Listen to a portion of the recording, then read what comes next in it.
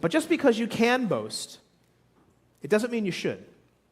Instead, our whole life, all our skills and talents should point people to the message of the gospel of Jesus Christ. So now that Paul has primed this medicinal pump, he tells us about his own treatment plan. Look at verse 7. Even though I have received such wonderful revelations from God, so to keep me from becoming proud, I was given a thorn in the flesh, a messenger from Satan to torment me and keep me from becoming proud. So he puts his comments in context here.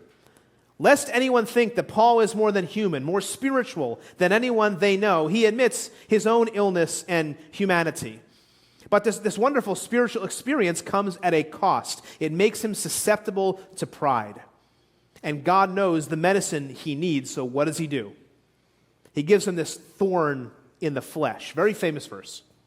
Now the question is, what is this thorn in the flesh? And I'll tell you, plenty of ink, digital ink, real ink, has been spilt on in the commentaries over this verse. So let's just unpack it for a second. First, recognize this was given actively to Paul. Did God give it to him? Well, we're not totally sure. But second, the Greek word for thorn is the word scallops, and it denotes something pointed. And no, he's not talking about scallops. He's talking about scallops. It was used in multiple ways. It could have been a stake in the ground, a thorn, a surgical instrument, a fish hook. Most commentators believe this referred to some kind of physical or emotional ailment. The textual ambiguity is hard to determine. It could be persecution, it could be troublesome people, spiritual snares, carnal temptations. Whatever the scallops was, it produced torment in Paul's life. The Greek text indicates this was not an isolated issue, but it was ongoing. He had frequent bouts with this adversary. He was plagued like a schoolyard bully lurking around every corner. Commentator David Garland writes this. He says, the verb to torment implies humiliating violence, being slapped around.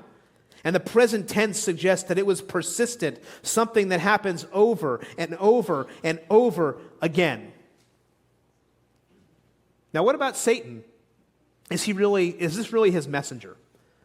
Well, it's certainly possible that Satan intended this for evil in Paul's life, but God used it for good. And then what was the positive result? The positive result was it kept Paul from being proud, or the ESV says it kept him from being conceited. Sometimes suffering is the remedy for our boasting. It reminds us that we build resilience in our weakness. So let me ask you another question. What is your thorn in the flesh?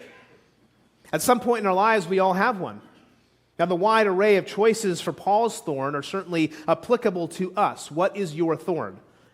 Maybe you have a chronic medical problem. You're in pain all the time. That's your thorn. Maybe it's a person who just torments you. Today, we refer to troublesome people as a pain in the neck, but if you go back to the ancient world, that person would have been a thorn in your side. Your thorn will likely involve ongoing suffering. Now, is it possible to view that thorn in the flesh as medicine from God? Is it teaching you about your weakness? Is it pointing you to dependence on God?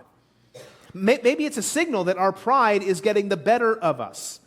In fact, I'm going to suggest today that our thorns, whatever they may be, are actually an act of God's mercy and grace. They are medicine. And let that sit for just a minute.